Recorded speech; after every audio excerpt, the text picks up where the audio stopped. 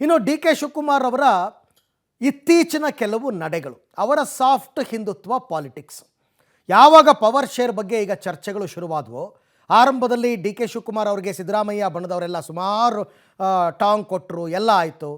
ಈ ಪವರ್ ಫೈಟ್ನ ಮಧ್ಯೆ D K Shivakumar ಏಕಾಏಕಿ ಸಾಫ್ಟ್ ಹಿಂದುತ್ವದ ಪ್ರತಿಪಾದನೆಯನ್ನು ಮಾಡೋದಕ್ಕೆ ಶುರು ಮಾಡಿದ್ರು. ಅವರು ಮೊದಲಿಂದನೂ ದೇಶಭಕ್ತರೇ, ಇಲ್ಲ ಅಂತ ನಾನು ಹೇಳ್ತಾ ಇಲ್ಲ, ಇತ್ತೀಚೆಗೆ ಜಾಸ್ತಿ ಆಯಿತು. ಯಾಕೆಂದರೆ ಅವರು ಕುಂಭಮೇಳಕ್ಕೆ ಹೋಗಿ ಬಂದರು, ಸದ್ಗುರು ಜೊತೆ ಶಿವರಾತ್ರಿಯಲ್ಲಿ ಡಿ ಕೆ ಶಿವಕುಮಾರ್ ಇಡೀ ರಾತ್ರಿಯನ್ನು ಕಳೆದ್ರು. ಅದು ಭಾರಿ ಚರ್ಚೆಗೆ ಕೂಡ ಗ್ರಾಸವಾಯಿತು. ಸದ್ಗುರು ಜೊತೆ ವೇದಿಕೆ ಹಂಚಿಕೊಂಡಿದ್ದಕ್ಕೆ ರಾಜಣ್ಣ ಅವ್ರು ಕಿಡಿಕಾರಿದ್ರು. ರಾಹುಲ್ ಗಾಂಧಿ ಅಂದರೆ ಯಾರು ಅಂತಲೇ ಸದ್ಗುರು ಗೊತ್ತಿಲ್ಲ ಅಂತ ಹೇಳ್ತಾರೆ, ಅಂಥವ್ರ ಜೊತೆ ಹೋಗ್ಬಿಟ್ಟು ಇವರು ವೇದಿಕೆ ಹಂಚ್ಕೋತಾರಲ್ಲ, ಇದು ಸರಿನಾ? ಉತ್ತರ ಅವರೇ ಕೊಡಬೇಕು ಅಂತ. ಈ ಸ್ಪಷ್ಟನೆ ಕೇಳಿದ ರಾಜಣ್ಣಗೆ ಡಿ ಕೆ ಶಿವಕುಮಾರ್ ಪರೋಕ್ಷವಾಗಿ ಟಾಂಗ್ ಕೊಟ್ಟಿದ್ದಾರೆ. ಯಾವ ರೀತಿ ಟಾಂಗ್ ಕೊಟ್ಟಿದ್ದಾರೆ ಅಂತಂದರೆ, ನೋಡಿ, ಅವ್ರಿಗೇನಾದ್ರು ತೊಂದರೆ ಇದ್ದರೆ ಹೋಗಿ ಔಷಧಿ ತಗೊಳ್ಳಿ. ಸಾಫ್ಟ್ ಹಿಂದುತ್ವ ಚರ್ಚೆ ಮಧ್ಯೆ ಡಿ ಕೆ ಶಿವಕುಮಾರ್ ಅವರು ಟೆಂಪಲ್ ರನ್ ಕೂಡ ಮಾಡಿದರು. ಅವ್ರೋಗಿ ಔಷಧಿ ತಗೊಳ್ಳಿ, ಯಾರು ಕೇಳಿದಾರೋ ಅವರು ಅಂತಂದ್ಬಿಟ್ಟು ಟೆಂಪಲ್ ರನ್ ಮಾಡ್ತಾ ಇದ್ದಾರೆ. ಇವತ್ತೂ ಮಾಡಿದ್ದಾರೆ. ಹಾಗೆ ನೋಡೋಕೆ ಹೋದರೆ ಇವತ್ತು ಮಾರಿಗುಡಿ ದೇಗುಲದ ಬ್ರಹ್ಮ ಕಲಶೋತ್ಸವದಲ್ಲಿ ಡಿ ಕೆ ಶಿವಕುಮಾರ್ ಅವರು ಭಾಗಿಯಾಗಿದ್ದಾರೆ. ಬರೀ ಭಾಗಿಯಾಗಿರೋದು ಮಾತ್ರ ಅಲ್ಲ, ಅವರ ಪತ್ನಿಯ ಹೆಸರಿನಲ್ಲಿ ಡಿ ಕೆ ಶಿವಕುಮಾರ್ ಅವರು ಹತ್ತತ್ರ 10 ಲಕ್ಷ ರೂಪಾಯಿ, 1 ರೂಪಾಯಿ ಕಡಿಮೆ ಅಂದ್ಕೊಳ್ಳಿ, 10 ಲಕ್ಷ ರೂಪಾಯಿ ದೇಣಿಗೆ ಕೊಟ್ಟಿದ್ದಾರೆ ದೇವಸ್ಥಾನಕ್ಕೆ. ಅಲ್ಲೇನೋ ಗದ್ದುಗೆ ನಿರ್ಮಾಣ ಮಾಡ್ತಾ ಇದ್ದಾರಂತ, ಅದಕ್ಕೋಸ್ಕರ 10 ಲಕ್ಷ ರೂಪಾಯಿ ಇವತ್ತು ಆ ದೇವಸ್ಥಾನಕ್ಕೆ ಅವರು ಭೇಟಿ ಕೊಟ್ಟಿದ್ದರು. ಇದರ ನಡುವೆ ಡಿ ಕೆ ಶಿವಕುಮಾರ್ ಡಿಸೆಂಬರ್ನೊಳಗಡೆ CM ಆಗೇ ಆಗ್ತಾರೆ, ಬೇಕಾದರೆ ನಾನು ರಕ್ತದಲ್ಲಿ ಬರ್ಕೊಡ್ತೀನಿ ಅಂತಂದ್ಬಿಟ್ಟು ಅವರ ಆಪ್ತ ಶಾಸಕ ಶಿವಗಂಗಾ ಬಸವರಾಜ್ ಅವರು ಹೇಳಿಕೆಯನ್ನು ಕೊಟ್ಟಿದ್ದಾರೆ.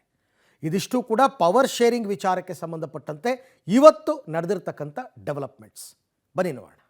ಡಿಕೆಶಿ ಸಾಫ್ಟ್ ಹಿಂದುತ್ವದ ಚರ್ಚೆ ಮಧ್ಯೆ ಟೆಂಪಲ್ ರನ್, ಮಾರಿಗುಡಿ ದೇವಸ್ಥಾನದ ಬ್ರಹ್ಮ ಕಲಶೋತ್ಸವದಲ್ಲಿ ಭಾಗಿ. But I love all religion. I love all religion. I respect all religion. ತಪ್ಪೇನಿದೆ, ಅವರು ಆಶೀರ್ವಾದ ಮಾಡ್ತಾರೆ. ಹೌದು, ಕಾಂಗ್ರೆಸ್ನಲ್ಲಿ ಪವರ್ ಶೇರಿಂಗ್ ಫೈಟ್ ಹೊತ್ತಲೇ ಡಿಸಿಎಂ ಡಿಕೆಶಿ ತೋರಿಸ್ತಾ ಇರುವ ಸಾಫ್ಟ್ ಹಿಂದುತ್ವ ಕಾಂಗ್ರೆಸ್ ಪಾಳ್ಯದಲ್ಲಿ ಸಂಚಲನ ಸೃಷ್ಟಿಸಿದೆ. ಹಿಂದೂ ಧರ್ಮದಲ್ಲಿ ಹುಟ್ಟಿ ಹಿಂದೂ ಧರ್ಮದಲ್ಲಿಯೇ ಸಾಯ್ತೇನೆ ಅಂತ ಹೇಳಿದ್ದ ಡಿಕೆಶಿ ಶಿವರಾತ್ರಿ ಎಂದು ಸದ್ಗುರು ಕಾರ್ಯಕ್ರಮದಲ್ಲೂ ಭಾಗಿಯಾಗಿ ಅಮಿತ್ ಶಾ ಜೊತೆಗೆ ವೇದಿಕೆ ಹಂಚಿಕೊಂಡಿದ್ರು. ಕೆಪಿಸಿಸಿ ಅಧ್ಯಕ್ಷರ ಈ ನಡೆ ತೀವ್ರ ವಿರೋಧಕ್ಕೂ ಕೂಡ ಕಾರಣವಾಗಿದೆ. ಪಕ್ಷದ ಒಳಗೂ ಹಾಗೂ ಹೊರಗೂ ತೀವ್ರ ಚರ್ಚೆ ಕೂಡ ಜೋರಾಗಿ ನಡೀತಿದೆ. ಈ ಹೊತ್ತಲ್ಲೇ ಡಿಸಿಎಂ ಡಿಕೆಶಿ ಟೆಂಪಲ್ ರನ್ ಮುಂದುವರೆಸಿದ್ದಾರೆ. ಉಡುಪಿ ಜಿಲ್ಲೆಯ ಕಾಪು ಶ್ರೀ ಹಳೆ ಮಾರಿಗುಡಿ ಬ್ರಹ್ಮಕಲಶೋತ್ಸವದಲ್ಲಿ ಡಿಕೆಶಿ ಭಾಗಿಯಾಗಿದ್ದಾರೆ. ಹೊಸ ಮಾರಿಗುಡಿಗೆ 9,99,999 ರೂಪಾಯಿ ದೇಣಿಗೆ. ವಿರೋಧಿಗಳಿಗೆ ಡಿಕೆ ಶಿವಕುಮಾರ್ ಕೌಂಟರ್. 30 ಕೋಟಿ ರೂಪಾಯಿ ವೆಚ್ಚದಲ್ಲಿ ಕೆಂಪು ಕಲ್ಲಿನಿಂದ ನಿರ್ಮಾಣವಾಗಿರುವ ದೇಗುಲವನ್ನು ವೀಕ್ಷಿಸಿದ ಡಿಕೆಶಿ ಹೊಸ ಮಾರಿಗುಡಿಗೆ ಪತ್ನಿ ಉಷಾ ಹೆಸರಿನಲ್ಲಿ 9,99,999 ರೂಪಾಯಿ ದೇಣಿಗೆ ಕೊಟ್ಟರು. ಕುಂಭಮೇಳ ಸದ್ಗುರು ಕಾರ್ಯಕ್ರಮದಲ್ಲಿ ಭಾಗಿಯಾಗಿದ್ದಕ್ಕೆ ಪರ ವಿರೋಧದ ಚರ್ಚೆಗೆ ರಿಯಾಕ್ಟ್ ಮಾಡಿದ್ದು, ನಾನು ಯಾವ ಧಾರ್ಮಿಕ ವಿಚಾರವನ್ನು ಕೂಡ ಮಾತನಾಡಿದ್ರು, ದೇವಸ್ಥಾನಕ್ಕೆ ಭೇಟಿ ಕೊಟ್ಟರು, ಸಂಚಲನವಾಗುತ್ತೆ. ಯೇಸುವಿನ ಶಿಲಾಮೂರ್ತಿಗೆ ನಾನು ಪ್ರೋತ್ಸಾಹ ಕೊಟ್ಟೆ ಎಂಬ ಕಾರಣಕ್ಕೆ ಯೇಸುಕುಮಾರ ಅಂದ್ರು. ಶಿವನ ದೇವಸ್ಥಾನಕ್ಕೆ ಹೋದ್ರೆ ಅಲ್ಲೂ ಏನೋ ಒಂದು ಕರೀತಾರೆ. ಕುಂಭಮೇಳದಲ್ಲಿ ಭಾಗಿಯಾದ್ರೆ ತಪ್ಪೇನಿದೆ? ನೀರಿಗೆ ಜಾತಿ ಧರ್ಮ ಪಕ್ಷ ಇದೆಯಾ ಅಂಥೇಳಿ ಟೀಕಾಕಾರರಿಗೆ ತಿರುಗೇಟು ಕೊಟ್ಟರು. ನಾನು ಯಾವ ಟೆಂಪಲ್ಗೆ ಹೋದ್ರು ಸಂಚಲನ ಆಗ್ತದೆ, ಯಾವ ಧರ್ಮಕ್ಕೆ ಮಾತಾಡಿದ್ರು ಮಾಡ್ತದೆ. ಹಿಂದೆ ನಾನು ನಮ್ಮ ಕ್ಷೇತ್ರದಲ್ಲಿ ಯೇಸು ಶಿಲೆ ಮಾಡ್ತಾ ಇದ್ದಾರೆ, ಪ್ರೋತ್ಸಾಹ ಕೊಟ್ಟದಕ್ಕೆ ನಿಮ್ಮ ಜಿಲ್ಲೆಯವರೇ ಬಂದು ನನ್ನ ಯೇಸು ಕುಮಾರ ಅಂತ ಕರೆದ್ರು. ಕುಂಭಮೇಳದಲ್ಲಿ ನೀರಿಗೇನಾದ್ರು ಜಾತಿ ಇದೆಯಾ? ನೀರಿಗೇನಾದ್ರು ಧರ್ಮ ಇದೆಯಾ? ನೀರಿಗೇನಾದ್ರು ಪಾರ್ಟಿ ಇದೆಯಾ? ಏನೂ ಇಲ್ಲ. 3 ನದಿಗಳು ಸೇರಂಥ ಒಂದು ಪವಿತ್ರವಾದಂಥ ಗಂಗಾ ಚೈವ ಯಮುನಾ ಚೈವ ಅಂಥೇಳಿ ಕೊನೆ ಗೋದಾವರಿ ಕಾವೇರಿ. ಟಿ ನರಸೀಪುರದ ಹತ್ರ ಕಪಿಲ, ಅಲ್ಲೂ ಕಾವೇರಿಗೆ ಹೋಗಿ ಅಲ್ಲೂ ಕೂಡ ನಾನು ಸ್ನಾನ ಮಾಡಿ ಅಲ್ಲೂ ಕುಂಭಮೇಳದಲ್ಲಿ ಪಾರ್ಟಿಸಿಪೇಟ್ ಮಾಡಿದ್ದೇನೆ. ತಪ್ಪೇನಿದೆ?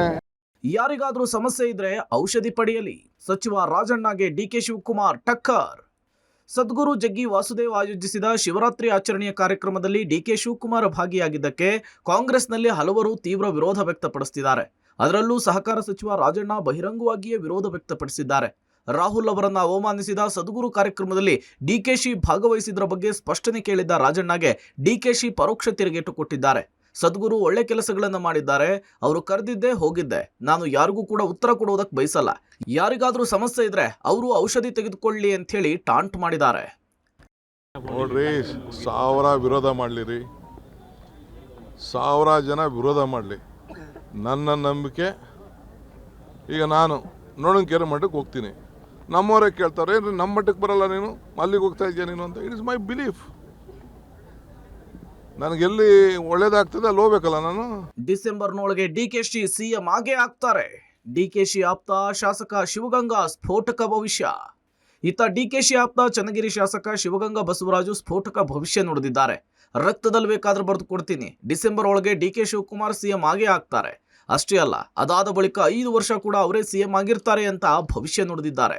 ಅಲ್ಲದೆ ಡಿಕೆಶಿ ವಿರುದ್ಧ ಗುಡುಕ್ತಾ ಇರುವ ಸಚಿವ ರಾಜಣ್ಣ ವಿರುದ್ಧ ಕ್ರಮಕ್ಕೆ ಆಗ್ರಹಿಸಿದ್ದಾರೆ. 0 ಇದ್ದಂಥ ನಮ್ಮ ಲೋಕಸಭೆನ 9 ಸ್ಥಾನಕ್ಕೆ ತಂದಿದ್ದೀವಿ. 86 ಇದ್ದಂಥ ವಿಧಾನಸಭೆನ 140ಕ್ಕೆ ತಂದಿದ್ದೀವಿ. ಇತಿಹಾಸ ಸೃಷ್ಟಿ ಮಾಡಿದ್ದೀವಿ. ಸಂಘಟನೆ ಮಾಡಿದ್ದಾರೆ, ದುಡ್ಡು ಖರ್ಚು ಮಾಡಿದ್ದಾರೆ, ಎಲ್ಲ ರೀತಿಯಿಂದನೂ ಪಕ್ಷಕ್ಕೋಸ್ಕರ ತ್ಯಾಗ ಮಾಡಿದ್ದಾರೆ, ಸಮಾಧಾನ ಹೋಗಿದ್ದಾರೆ. ಅದನ್ನೆಲ್ಲ ನೀವು ವೀಕ್ನೆಸ್ಸು ಅನ್ಕೋಬೇಡಿ. ಹೈಕಮಾಂಡ್ ಅವರೆಲ್ಲ ಮಾಡೋಂಥ ಕೆಲಸ ಕಾರ್ಯಗಳು ನೋಡ್ತಾ ಇದೆ. 100ಕ್ಕೆ 100 ಡಿಸೆಂಬರ್ ಒಳಗೆ ಮುಖ್ಯಮಂತ್ರಿ ಆಗ್ತಾರೆ. ನೀವು ಬರೆದಿಟ್ಕೊಳ್ರಿ, ನಾವು ಬೇಕು ಅಂದರೆ ಇವತ್ತು ರಕ್ತದಲ್ಲಿ ಬರ್ಕೊಡ್ತೀವಿ. ಯಾಕಂದರೆ ಅವರ ಒಂದು ಸಿದ್ಧಾಂತ, ಅವರ ಒಂದು ಸಂಘಟನೆ, ಅವರೊಂದು ಪರಿಶ್ರಮದಿಂದ ಇವತ್ತೆಲ್ಲ ನಾವು ಹೊಸ್ದಾಗಿ ಆಯ್ಕೆಯಾಗಿದ್ದೀವಿ. ಏನೊಂದು 75-80 ಜನ ಇದ್ದೀವಿ ಹೊಸ್ದಾಗಿ ಆಯ್ಕೆಯಾಗಿರೋರು. ಅವ್ರ ಪರಿಶ್ರಮ ಇದೆ, ಅವರ ಅವಶ್ಯಕತೆ ಇದೆ. ಪಾರ್ಟಿ ಮಾಡೇ ಮಾಡುತ್ತೆ ಅನ್ನೋ ಅಚಲವಾದ ನಂಬಿಕೆ ಇದೆ. ಡಿಸೆಂಬರ್ ಒಳಗೆ ಮುಖ್ಯಮಂತ್ರಿ ಆಗ್ತಾರೆ. ಸಚಿವ ಪ್ರಿಯಾಂಕ್ ಖರ್ಗೆ ಬಿಜೆಪಿಯಲ್ಲಿ ನಾಯಕತ್ವದ ಕೊರತೆ ಇದೆ, ಡಿಕೆಶಿಯನ್ನ ಏಕನಾಥ್ ಶಿಂದೆ ಅಂತಾರೆ, ಅವರ ಸಾಮರ್ಥ್ಯ ಅಷ್ಟೇನಾ ಅಂತ ಹೇಳಿದ್ದಾರೆ. ನೋಡಿ, ಬಿಜೆಪಿಯವರು ಹೇಳಿ ಇಲ್ಲಿಂದ ಏಕನಾಥ್ ಶಿಂದೆ ಬರ್ತಾರೆ ಅಂತೆ. ಅಂದ್ರೆ ಇವ್ರ ಸಾಮರ್ಥ್ಯ ಇಷ್ಟೇನಾ? ಬಿಜೆಪಿನಲ್ಲಿ ನಾಯಕತ್ವ ಅಸಮರ್ಥ ಇದೆ, ಅಲ್ಲಿ ಯಾರಿಗೂ ಕೆಪಾಸಿಟಿ ಇಲ್ಲ. ಬಿಜೆಪಿ ಯಾವತ್ತೂ ಕೂಡ ಸ್ವಂತ ಬಲದ ಮೇಲೆ ಬಂದೇ ಇಲ್ಲ ಇತಿಹಾಸದಲ್ಲಿ. ಕರ್ನಾಟಕದಲ್ಲಿ ಏಕನಾಥ್ ಶಿಂದೆಗಳಿಂದಾನೇ ಬಂದಿರೋದಲ್ವಾ. ಒಟ್ನಲ್ಲಿ DCM DK Shivakumar soft Hindutva ಸದ್ಯ ಕಾಂಗ್ರೆಸ್ನಲ್ಲಿ ಸಂಚಲನಕ್ಕೆ ಕಾರಣವಾಗಿದ್ದಂತೂ ಸುಳ್ಳಲ್ಲ. Political bureau, public TV.